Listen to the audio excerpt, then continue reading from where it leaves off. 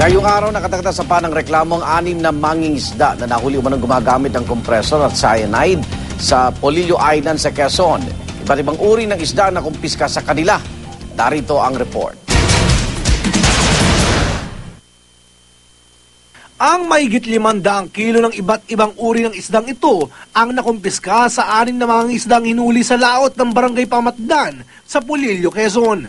Naaktuhan daw silang gumagamit ng kompresor at cyanide na labag sa Republic Act 8550 o the Philippine Fisheries Code of 1998. Hindi ligtas ang pangingisdang ginagamitan ng cyanide at kompresor. Nakasasama rin ito sa coral reefs na maaaring kamatay ng maliliit na isda. Nasa kustodiya na ng Polillo Police ang 6 na naaresto ng mga taga Real, Quezon. Tumanggi sila magbigay ng pahayag. Ayon sa lokal na pamahalaan ng Polillo, maigting ang kanilang kampanya laban sa iligal na pangingisda. Kailangan daw kasing protektahan ng dagat na pangunahing pinagkukunan ng hanap buhay ng mga residente roon. Magsasagawa naman ng sariling investigasyon ng Department of Agriculture para malaman ang pinsalang naidulot sa dagat ng mga naaresto.